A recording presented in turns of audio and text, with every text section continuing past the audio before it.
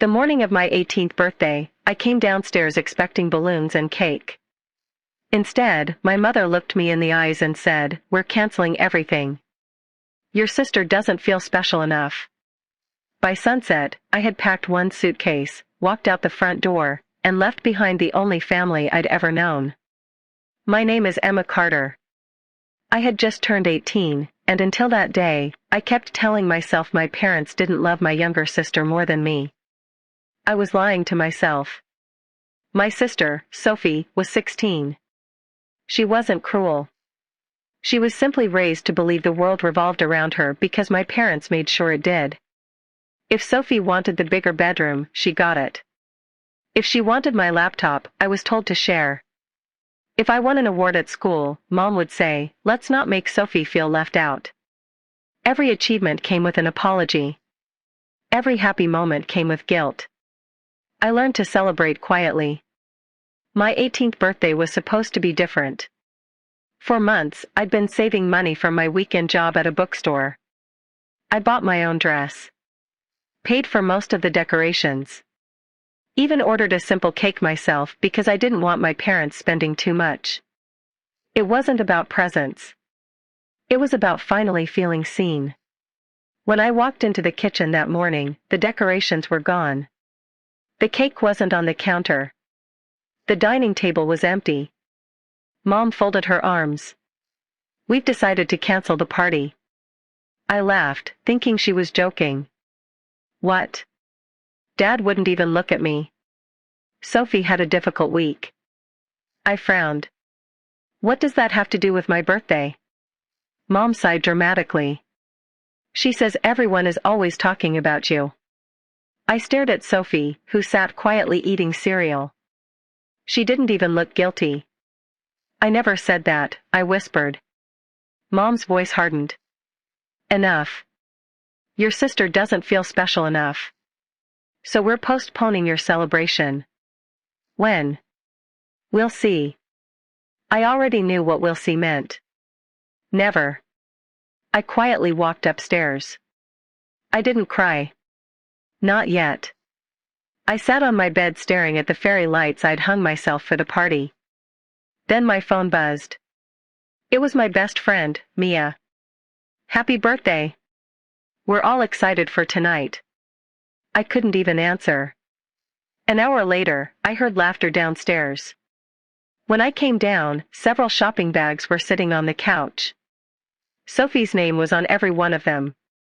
I looked at Mom. "What's all this?" She smiled. "We thought buying Sophie a few things would cheer her up." I felt something inside me finally break. So my birthday became her shopping day? Dad stood. "Don't be selfish." Selfish. The word echoed in my head. I walked back upstairs. This time, I cried. Not because there wasn't a party. Because I realized I had spent 18 years begging people to love me equally. That afternoon, my grandmother called. "Happy birthday, sweetheart." I forced a smile into my voice. "Thank you." She immediately noticed something was wrong. "Emma? What's happened?" I hesitated. Then everything poured out. The canceled party. The shopping bags. The excuses. The silence on the other end lasted several seconds. Finally, she asked one question. "Did they really cancel your 18th birthday?" "Yes." "For Sophie." Grandma took a slow breath. "Pack a bag." "What?" "You heard me. Pack one suitcase. Then wait outside." Before I could ask another question, she hung up. Exactly 45 minutes later, her old silver SUV pulled into our driveway. I carried one suitcase downstairs. Mom looked confused. "Where are you going?" I answered honestly. "Grandma told me to pack." Dad laughed. "You're running away over one birthday?"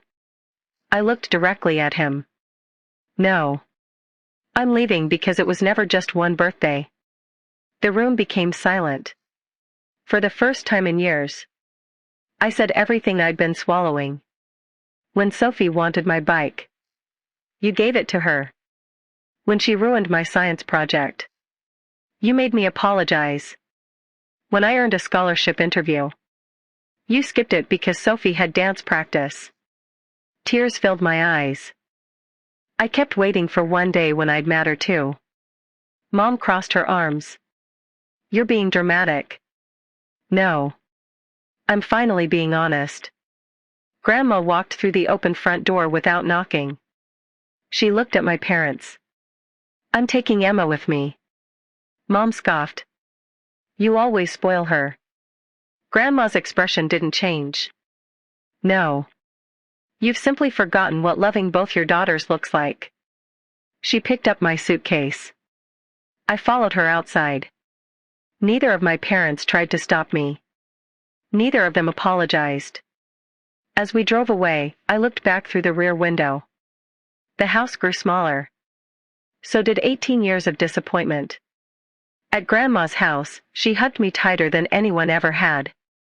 You'll stay here as long as you need. That night, instead of crying alone, we ordered pizza. Watched old movies. And at exactly 8 o'clock, someone knocked on the door. I opened it. My jaw dropped. Nearly 20 people stood on Grandma's front lawn. My friends. My coworkers. My favorite teachers. Even my old soccer coach.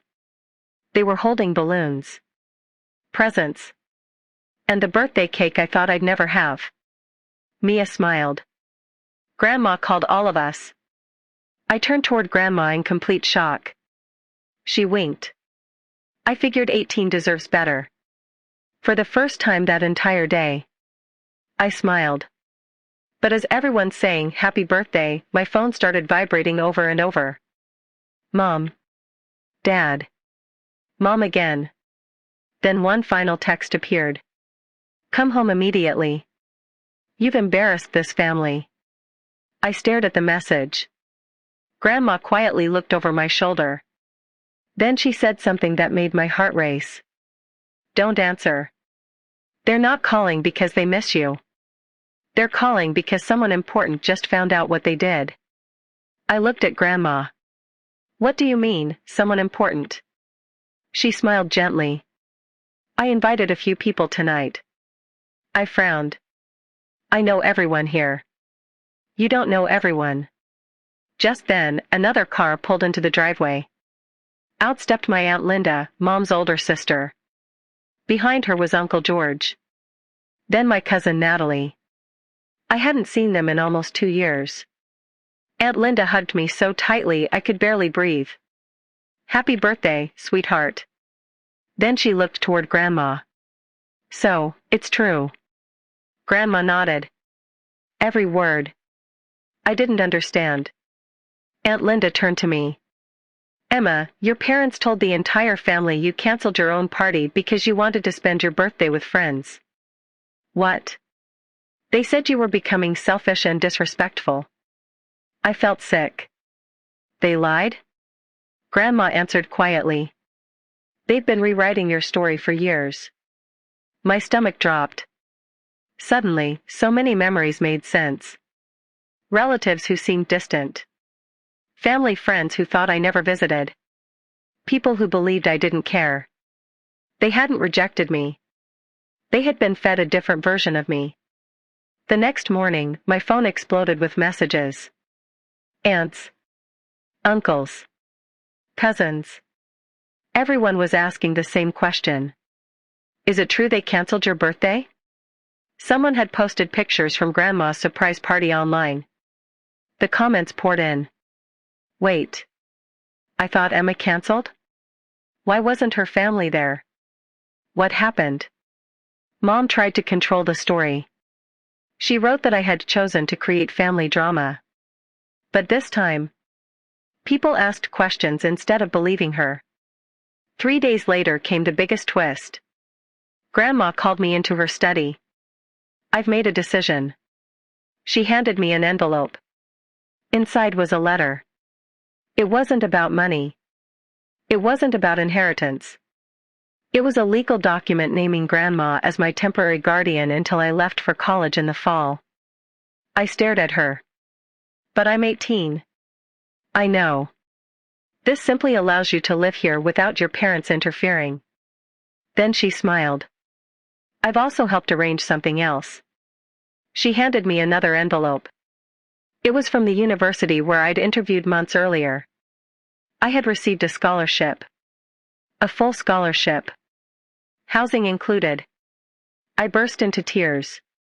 I got it? You did. And they called me because your parents never answered their emails. I couldn't believe it. Mom and Dad had ignored messages from my dream school. Whether it was intentional or careless, I didn't know. But if Grandma hadn't stepped in, I might never have known. A week later, my parents insisted on a family meeting. Grandma agreed, but only if it happened at her house. When they arrived, they acted as though nothing serious had happened. Mom sighed dramatically. We're ready to forgive you. I almost laughed. Forgive me? Grandma calmly interrupted. No. Today, you're going to listen. She placed a photo album on the table. Every birthday picture from my childhood. I noticed something I had never fully seen before.